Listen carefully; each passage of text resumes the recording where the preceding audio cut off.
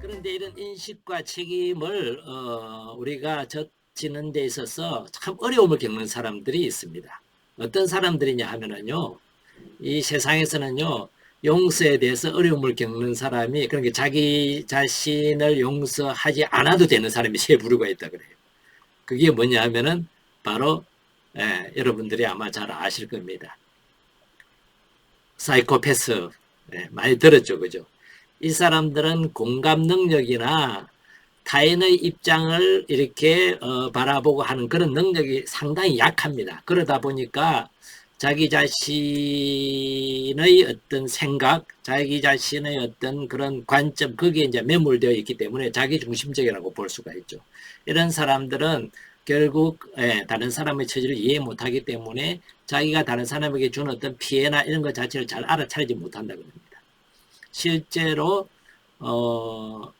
이 미국에서 한 연구를 보면은요, 이 사이코패스들은 다른 사람과 비교해서 이 다른 사람의 처지나 입장을 이해하고 공감할 수 있는 그런 우리 인간의 머리에 이제 전두엽이 한 15% 정도밖에, 다른 사람이 만약에 100으로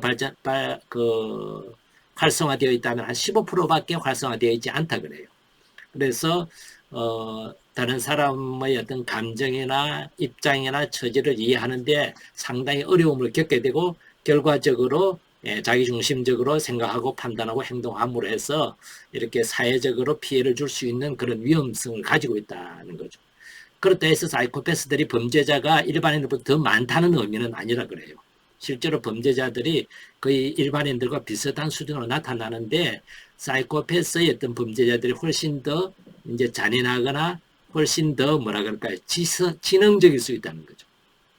왜냐하면 타인의 감정을 공감할 수 없기 때문에.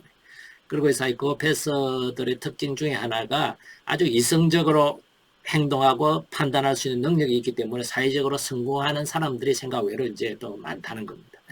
아무튼 사이코패스가 이런 인식이나 이런 데 대해서 어려움을 겪는 거고, 그 다음에 또 하나가 우리가 잘 알던 이제 나르시시즘입니다. 이 사람들은 이제 이 그리스 신화에 나오는 나르키소스라는 그 자기 자신의 홀랑 빠져가지고 물에 빠져 죽었다는 이제 그 신화 있죠, 그죠? 거기에서 나온 얘기인데, 자기를 너무 사랑하고, 자기 자신에 매혹되어 가지고 자기가 세상에서 최고라고 생각하고 자기가 중심에 있다고 생각하고 이제 그런 사람 어떤 성향이죠. 이게 이제 심각하면은 우리가 이제 병이라고 얘기하는데, 보통 청소년들이 발달 단계에서 꼭 한번 거치는 단계라고도 이제 얘기를 합니다. 근데 이런 사람도 마찬가지 자기를 바라보고 자기가 중심이 있기 때문에 타인의 입장이나 타인의 어떤 관점들, 처지들을 이해하는 데는 상당히 이제 어려움을 겪는다는 거죠. 그러다 보면은 누군가에게 피해를 주고 상처를 주고 이렇게 했을 때 그것을 알아차리기가 상당히 이제 어렵다는 겁니다. 동시에 이제 정서적으로나 감정적으로도 자기를 사랑하기 때문에 자기 용서는 뭐 자동적으로 되겠죠, 그죠? 아니면 용서할 것도 없을 거예요, 아마. 자기는 완벽하고 완전하다고 생각하는 경향이 강하기 때문에. 그 다음에 이제 또 한 부류가 우리 한국 사람들에게는 또 조금은 이제 뭐라 그럴까요? 낯선 단어일 수도 있는데, 마키아벨리언이라고도 얘기하는데, 이게 이제 마키아벨리즘, 이태리의 그 작가이기도 하고, 그 작가인 사람이 주로 쓴 책 중에 군주론이라고 우리가 다 들어봤을 겁니다. 여기에서 이제 나온 그 단어가 마키아벨리즘이라고도 얘기하는데, 이 사람들은 뭐냐 하면은 이 마키아벨리즘이 그냥 간단하게 요약하면 옥스퍼드 사전에서 이렇게 요약을 한다 그래요. 나라를 운영함에 있어서 좋은 목적이고 좋은 지향이라면은 그 수단이나 방법들은 좀은 정당하지 않아도 괜찮다.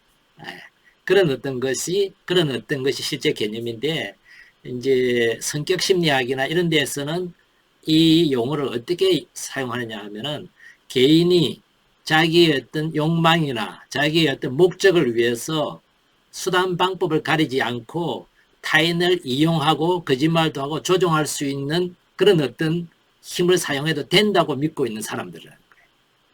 그래서 사람들에게 거짓말을 또는 사람을 조종하는 것을 통해서 자기의 목적을, 자기의 어떤 욕구를 충족시키는 그런 어떤 성격을 가진 사람들을 일컬어서 마키아벨리언 또는 마키아벨리즘이라고 이렇게 부릅니다. 이런 어떤 세 부류의 사람들은 자기 인식이나 어떤 사람들에게 피해를 주었을 때 그것을 인식하고 죄책감을 느끼는데 상당히 둔하다 그래요. 그러다 보니까 뭐 용서라는 이 과정 자체가 또 자기 용서를 포함해서 그렇게 쉽게 일어날 수 없는, 이미 용서받을 수 없는, 용서받을 필요가 없는 그런 것이라고 이제 볼 수 있겠죠, 그죠? 궁예가 주로 하는 것 중에 하나 관심법이 있잖아요, 그죠?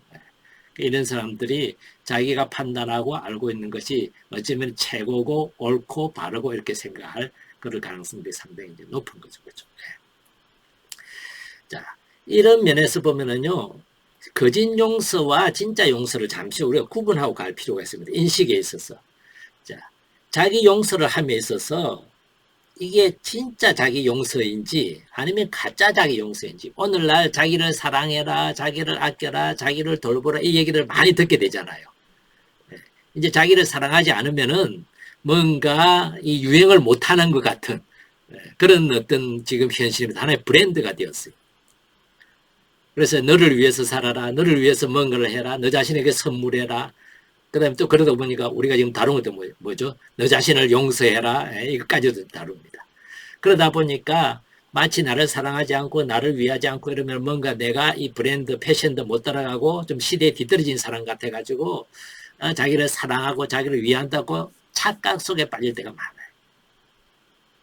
근데 진짜 자기를 위하는 것, 자기를 용서하는 것이 무엇인지 구분할 수 있는 핵심적인 두 가지 요소가 있습니다. 그것이 뭐냐 하면은요, 첫 번째로는요, 정말 자기를 용서하려고 그러면은요, 나의 행동이 잘못되었다는 인식이 분명히 있어야 됩니다. 아까 말씀드렸죠. 이 인식이 없는 사람은 누구다? 그런 어떤 성격적인 마키아벨리즘이나 사이코패스나 나르시시즘 같은 사람, 나는 그게 잘 안 느껴지는데 이러면은 아무리 내가 잘못했음에도 불구하고 그런 인식이 잘 안 들어온다면은 거기에 대해서 내가 깊이 한번 생각을 해볼 거예요. 분명히 누군가에게 피해를 줬는데 왜 내가 그게 피해라고 생각이 안 들지? 누군가에게 피해를 줘도 그 피해를 실제로 줬다는 것에 대해서 인식을 못하면 내 죄책감이 안 들어요. 그런데 피해를 줬다는 인식을 하는 사람은 자기를 탓하게 돼요. 자기를 탓하게 될 때 자기 용서가 필요하잖아요. 그죠? 자기를 탓하지 않으면 자기 용서가 필요 없어요. 그래서 이 자기 용서를 해 나갈 때 두 가지 핵심 요소 중에 하나 뭐냐면은 정말 나의 행동이 잘못되었구나 하는 인식이 분명히 들어와야 자기 용서로 넘어갈 수가 있어요. 내가 잘못하지 않았는데 하는 인식이 안 들면은 자기 용서를 할 이유가 없어지는 거예요. 그래서 이거는 타인에게 잘못했던, 내가 나한테 잘못했던, 그건 구분 없이 내가 잘못했구나 하는 인식을 분명히 내가 가지고 있느냐, 그렇지 않느냐가 첫 번째, 내가 거짓 용서로 갈 수 있냐, 진짜 용서로 갈 수 있냐 하는 어떤 중요한 하나의 요소가 됩니다. 만약 이런 인식이 없이 나는 마음이 편안해 하는 그 자체가 만약에 내 안에서 느껴진다면 이거는 아까 세 가지 부류 중에 하나이거나 아니면은 나 자신이 그냥 가짜로 나를 용서한다고 이렇게 착각을 할 수 있다는 거죠. 실제로 마음 깊이에서는 나에 대한 또 다른 것이 움직이고 있음을 내가 의식하지 못하거나 알아차리지 못할 수 있다는 겁니다. 또 하나 요소는 뭐냐 하면은요, 비난과 책임을 수용할 수 있느냐는 거예요. 내가 뭔가 잘못했다는 것을 누군가에든 나 자신에게든 잘못했다는 것을 내가 확실히 인식을 했다면은 그 인식에서 그 다음에 따라오는 게 책임이거든요. 그 책임은 아까 말씀드린 것처럼 다른 사람으로부터 올 수 있는 비난도 또는 내가 나에게 하는 비난도 받아들일 수 있는 게 필요해요. 그 과정을 거치지 않은 상태에서 다음 단계로 넘어간다면은 용서가 가짜로 갈 가능성이 많다는 거예요.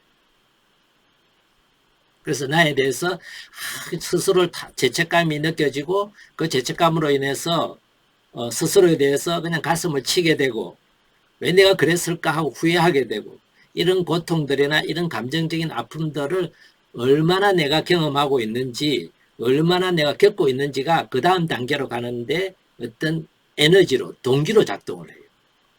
이게 없으면 그 다음 단계로 갈 수 있는 에너지나 동기도 약해지게 됩니다. 그러면 당연히 그 과정 자체도 제대로 한 걸음 한 걸음 밟기도 어려워지겠죠. 그죠?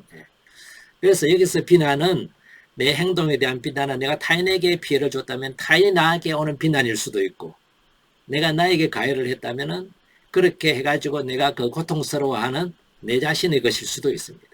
이 고통이나 이런 비난이나 이런 것들을 다 받아들일 수 있는 것이 이제 진짜로 거짓으로 갈 수 있는 중요한 하나의 요소라는 거죠.